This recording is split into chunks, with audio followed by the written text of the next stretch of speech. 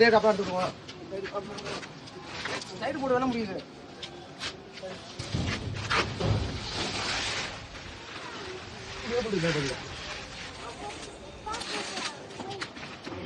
நான் கொண்ட கீழே வாங்கி இதோட இருக்குது இப்படியே மட்டமா இருக்குது. அது கீழே இருந்து தேங்காய் பறிச்சுட்டேன். நான் நறுக்கி தேங்காய் பறிச்சு மட்டை எடுத்தேன். இதுல ட்ரெயின் தொட்டு வரமா அதுக்குள்ள